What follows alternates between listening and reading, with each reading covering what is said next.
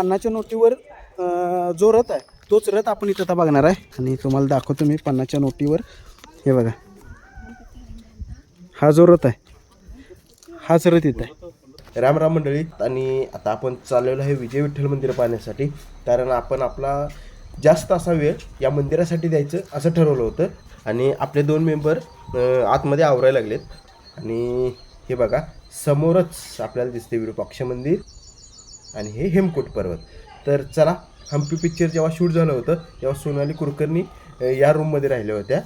तर हीच ती रूम आहे आणि आपण सुद्धा त्याच होमस्टेमध्ये स्टे केला होता. तर गुड मॉर्निंग सगळ्यांना.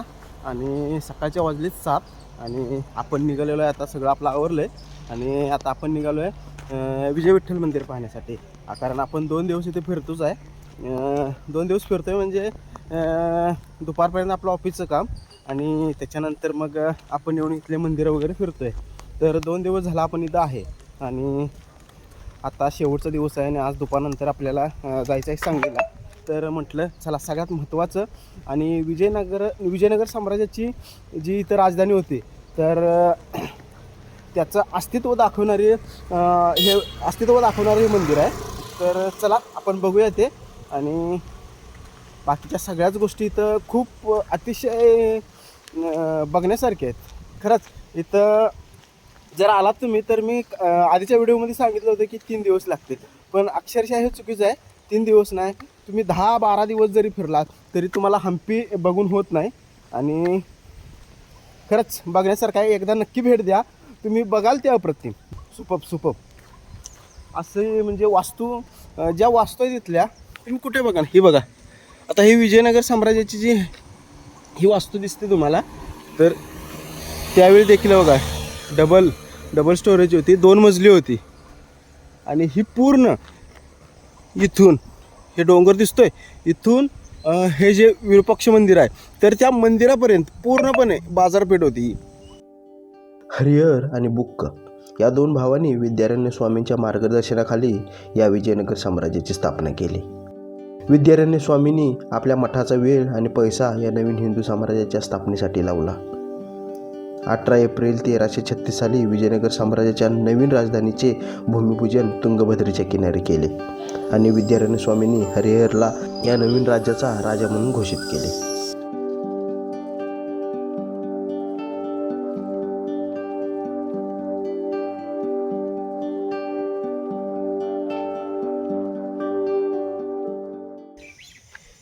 हे बघा, विरूपाक्ष मंदिर आपल्या डाव्या साईडला आहे आणि उजव्या साईडला आपल्या विठ्ठल टेम्पल आहे. म्हणजे तिकडं आता आपल्याला जायचं आहे. तर चला जाऊया.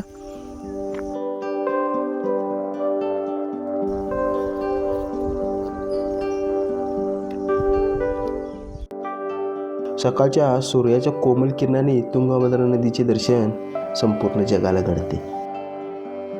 आणि याचबरोबर हम्पी येथील निसर्गाशी मानवाच्या संवादाची सुरुवात होते.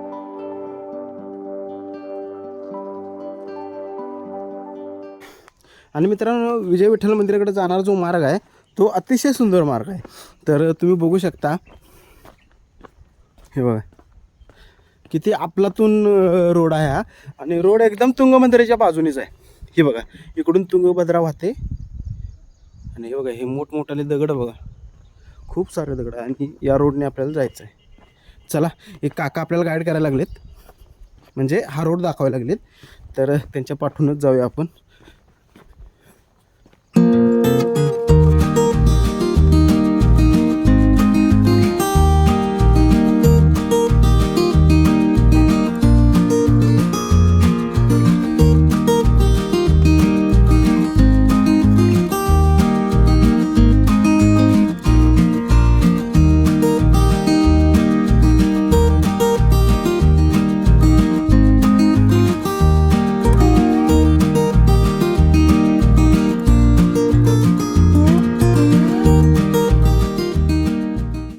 हम्पीत जर येत असाल ना तर तुमची खरंच चालण्याची तयारी पाहिजे. कारण इथली वास्तुकला, शिल्पकला अप्रतिम आहे, अप्रतिम. म्हणजे ते म्हणतात ना, जर तुमच्याकडे पैसा असेल तर तुम्ही तिरुपतीला जावा, पैसा कमवायचा असेल तर मुंबईला जावा, डोळे असतील तर वेल्लूरला जावा, आणि पाय असतील म्हणजे जर तुमची चालायची ताकद असेल तर मात्र तुम्ही हम्पीला या आणि हम्पी एकदा फिरून बघा. हम्पी काय आहे आणि हम्पी समजून घ्या. आणि हम्पी 2, 4, 5 दिवसात समजून घेण्याची जागा नाहीच आहे मुळात. त्यासाठी तुम्हाला कमीत कमी 15 दिवस तरी लागणारच आहेत. आणि एवढी तयारी ठेवूनच या. आणि सोबतच जर तुमच्याकडे इथली थोडी माहिती असेल तर तुम्हाला गाईडची सुद्धा गरज लागणार नाही. पण इवन जर तुम्ही गाईड जरी घेतला तरी चांगलीच गोष्ट आहे, कारण ज्या ठिकाणी जातो आहे आपला पैसा खर्च होतो आहे, तर त्या ठिकाणची माहिती घेणं, माहिती मिळवणं तितकंच महत्त्वाचं आहे. आणि ज्या मंदिराची आपण आतुरतेनं वाट बघत होतो की म्हणजे या मंदिरासाठी आपण खास वेळ आपला राखून ठेवला होता की खास या मंदिराला स्पेशल भेट द्यायची. आणि तेच हे मंदिर विजय विठ्ठल मंदिर हा त्याचा इंटरेस्ट आहे. आणि इथूनच आपल्याला आज जायचं आहे. तर या मंदिरात येण्यासाठी जर तुम्ही हम्पीतून येत असाल तर तुम्हाला हम्पी स्टँडवरून चालत येत असाल तर 2 किलोमीटर आहे. आणि मी म्हणेन की चालतच या साधारणपणे. आणि जर गाडी घेऊन येत असाल तर आपली गाडी तिथंच पार्क करावी लागते. आणि इथल्याच म्हणजे इथली इलेक्ट्रिक गाडी असते आणि त्या गाडीतूनच यावं लागतं, कारण इथं आपली गाडी अलाउड करत नाहीत. थोडासा काहीतरी इश्यू आहे, प्रदूषण आणि ही वास्तू म्हणजे त्याच्या हादऱ्यानं वगैरे थोडा प्रॉब्लेम होऊ शकतो. तर त्याच्यामुळं बऱ्याच वर्षापासून इथं बंद केलेलं आहे. आणि यांची इलेक्ट्रिक गाडी आहे, त्या गाडीतूनच आपल्याला आणलं जातं. आणि 30-40 रुपये काहीतरी तिकीट आहे. तर चला हे मंदिर पाहू आपण आता. हे बघा इथून एंट्री आहे. आता आपल्याला तिकीट काढावं लागेल. बघूया किती तिकीट आहे. आणि आपल्याला आत जाण्यासाठी पहिलं तिकीट काढावं लागतं. आणि हे बघा आपण तिकीट पण काढलेलं आहे. 35 रुपये पर पर्सन आहे. आणि जर गाईड वगैरे हवा असेल तर ते एक्स्ट्रा म्हणजे 300 रुपये चार्ज करतात.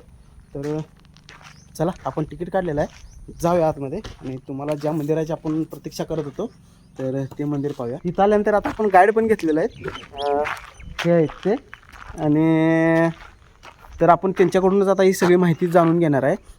तर चला बघूया. Namaste sir, I am named Chiranjeevi. Welcome to Vijay Vitthala Temple. You can see this pillar, Diya Sambal. दिया जलाने के लिए पिलर है सर. एक्चुअली 1856 फोटोग्राफी में ये पिलर गुड कंडीशन है, बाद में नेचुरल गिर गया सर. तर हे बघा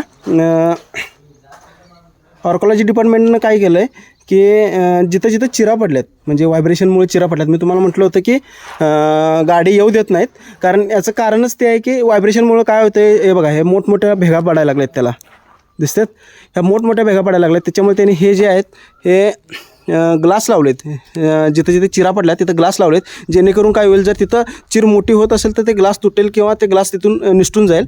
आणि त्याच्यामुळे त्याच्या लक्षात येईल की बाबा हे अजून व्हायब्रेशन व्हायला लागलं आहे, त्याच्यामुळे त्यांना पुढची स्टेप घ्यावी लागेल. आणि त्यासाठी त्यांनी या गोष्टी केलेल्या आहेत. आणि त्या प्रत्येक दगडावरती त्यांनी असे नंबर पण टाकलेत बघा. म्हणजे समजा जर परत पुनर्बांधणीचा विषय जर आला, पुनर्बांधणीचा जर विषय झाला तर त्यांना लक्षात यावं की हा दगड कुठला आहे. त्यासाठी त्यांनी हे नंबरसुद्धा टाकून ठेवलेत प्रत्येक दगडावरती. हे बघा असे. आता हे गुलाबी कलरचे जेवढ्या मूर्ती दिसत आहेत तुम्हाला, तर ते पूर्णपणे नंतर बनवलेलं आहे, म्हणजे नंतरच्या काळातलं आहे. आणि हे जे काळ्या कलरचं आहे हे दिसतंय, हे काळ्या कलरचं हे जुनं आहे.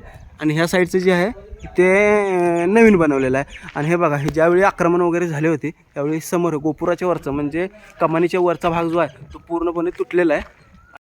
ठीक है, सिरा साष्टांग नमस्कार बोलते सर.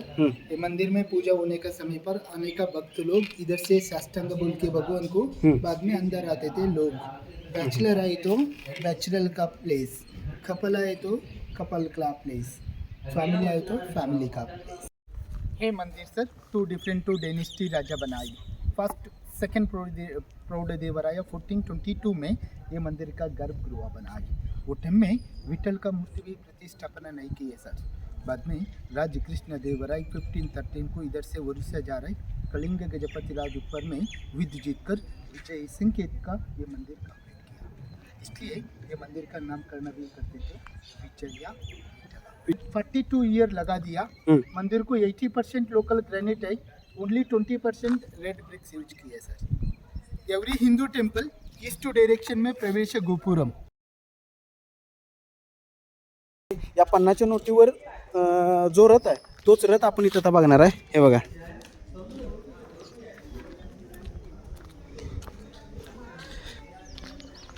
जी या मंदिराची विजय विठ्ठल मंदिराची जी ओळख आहे तो हा रथ आहे. आणि तुम्हाला दाखवतो मी 50च्या नोटीवर. हे बघा, हा जो रथ आहे हाच रथ इथं आहे.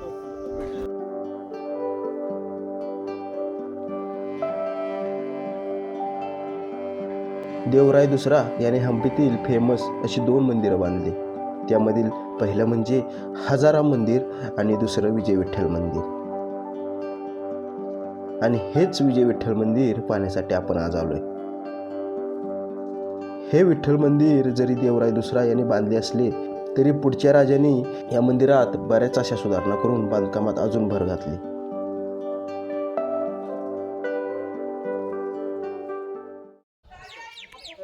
आता आपण आहे विठ्ठल मंदिराजवळ.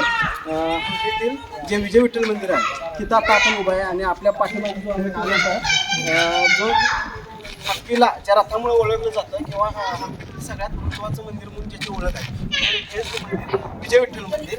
आणि इथले अशी आख्यायिका आहे की ज्यावेळी इथं सुलतानी आक्रमण झालं त्यावेळी इथली जी मूर्ती आहे आपली विठ्ठलाची मूर्ती ती पंढरपूरला नेण्यात आली. इथल्या लोकांनी नेऊन तिथं सेफली ठेवली की इथं तोडफोड वगैरे होऊ नये म्हणून, अशी देखील इथली एक आख्यायिका आहे. आणि त्या रथावर जे तुम्ही बघितलं वरच्या साईडला तर तिथं आपल्या विठ्ठलाची सुद्धा मूर्ती कोरीव काम केलेलं आहे, स्कल्पचर आहे विठ्ठलाचं.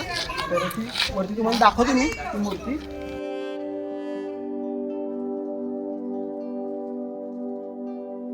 मंदिराचा सभामंडप जर नीट निरखून पाहिला तर त्या मंडपाच्या खांबावर आपल्याला बारीक कलाकुसर केलेली दिसते. या अशाच कलाकुसरीने सजलेला हा सभामंडप पाहण्यासाठी देशातूनच नव्हे तर परदेशातूनही इथे गर्दी होती. हंपी येथे आढळणाऱ्या सर्वात महत्त्वाच्या मंदिरापैकी हे एक मंदिर आहे. हे मंदिर वास्तुकलेचा परिपक्व विजयनगर टप्पा दर्शवणारी उत्तम कारागिरी दर्शवते. उत्तर, दक्षिण आणि पूर्वेस उंच गोपुरासह 3 बाजूनी प्रवेशद्वार असलेले हे एक भव्य कुंपणच आहे. शिलालेखामध्ये विठ्ठल मंदिराचा विठ्ठलेश्वर म्हणून उल्लेख करण्यात आलेला आहे. मंदिराचा गाभारा देवराय दुसरा इसवी सन 1422 ते 46 याच्या काळापासून अस्तित्वात होता. तथापि नंतरच्या राजांनी संकुलनात अनेक नवीन वस्तूंची भर घातली. या मंदिराचे जे खांब आहेत हे पिलर आहेत. हे बघा, हे जे पिलर आहेत तुम्हाला दाखवतो. हे बघा, हे जे पिलर आहेत तर याच्यामधून जर ते वाजवले तर याच्यामधून वेगवेगळ्या प्रकारचे आवाज निघतात. जसं सा रे ग म प अशा पद्धतीचे सूर निघतात त्याच्यातून. असं विशिष्ट प्रकारची ही बांधणीच दिसते. आणि कोरीव काम आहे, पूर्ण अखंड दगडात कोरलेले स्तंभ आहे ते. आणि त्याच्यातून ते सप्तसूर निघत आहेत. आणि हे या राजानं त्याच्या आवडती राणी म्हणजे दुसरी राणी चिन्नादेवीसाठी बांधलेला हा मंडप आहे. हे बघा किती भव्य असा मंडप आहे. आणि कारण हा मंडप बांधण्याचं कारण म्हणजे त्याची दुसरी जी राणी होती चिन्नादेवी तर त्या राणीला नृत्याची खूप आवड होती. आणि खास तिच्या साठी हा बांधलेला मंडप आहे. हे बघा किती भव्य मंडप आहे बघा, त्याचं काम पण बघा. आणि राणीचा जो हा महल आहे तर तो वर्ल्ड फेमस संगीत महल असं म्हणून देखील याला ओळखलं जातं, जो की हंपीत आहे.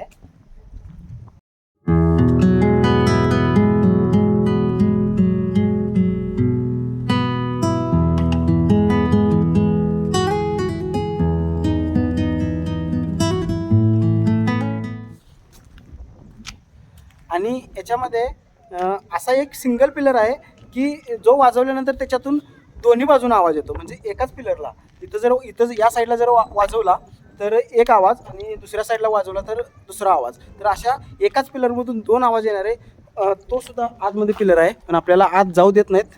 हे बघा त्यांनी बंद केलं आहे कारण लोक ते तोडमोड होते त्याच्यामुळं त्यांनी बंद केलेलं आहे.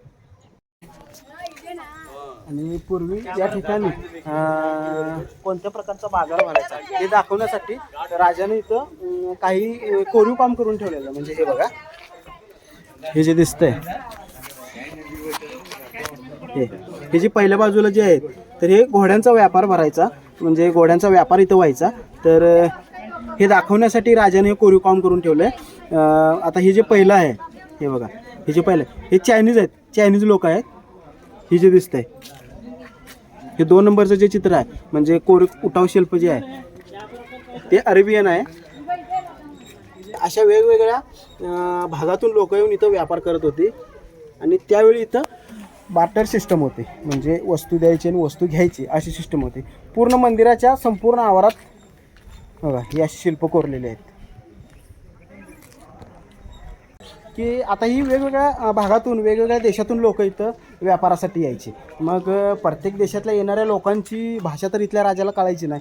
मग त्यासाठी काय करायचं, ती हातवारे किंवा एक खुणेद्वारे लोक म्हणजे त्यांच्याशी व्यापार करायचे. तर होतं कसं, आता समजा एखादा घोडा जर राजाला घ्यायचा असेल तर या घोड्याच्या व्यापारासाठी जे लोक यायचे आणि समजा एखादा घोडा जर आवडला राजाला तर त्याला घ्यायचं असेल तर ते त्याची किंमत वगैरे कशी होती, बार्टर सिस्टम असल्यामुळं घोड्याच्या बदली 1 किलो सोनं किंवा 2 किलो सोनं जे काय असेल ते त्यांनी हातवारे वगैरे असं खुणवून सांगितलं जायचं आणि त्यावेळी तो तसा व्यापार व्हायचा. हा पूर्ण जो संगीत मंडप आहे तर त्याचीच प्रतिकृती आहे बघा. ही जी आहे ही संगीत मंडपाची प्रतिकृती त्यांनी इथं साकारली. तर याच्यामध्ये आहे काय, हे बघा,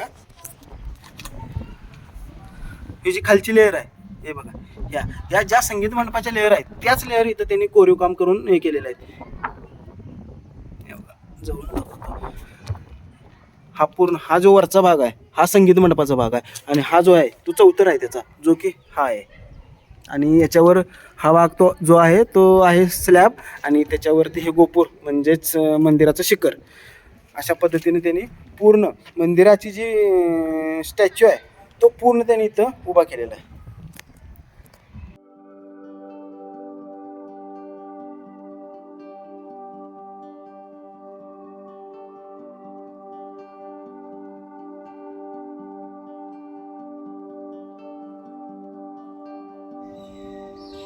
आपल्याला इथे इतिहासकार, अभ्यासक, कलाकार इथल्या वस्तूंचे हातात घेऊन फिरताना दिसतील.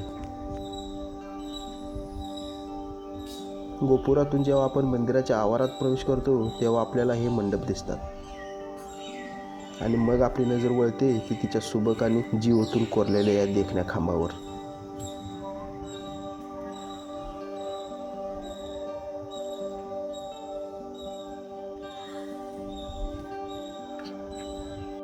मुख्य मंदिराखेरीज अंगणात अनेक मंदिरं आहेत. कल्याण मंडप, उत्सव मंडप, 100 स्तंभाचा मंडप आणि जगप्रसिद्ध असा दगडी रथ.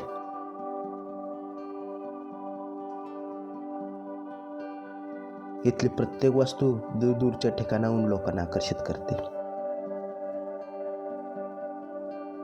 हा प्रदेश भूतकाळाच्या इतिहासाविषयी मोठ्या प्रमाणावर माहिती पुरवतो.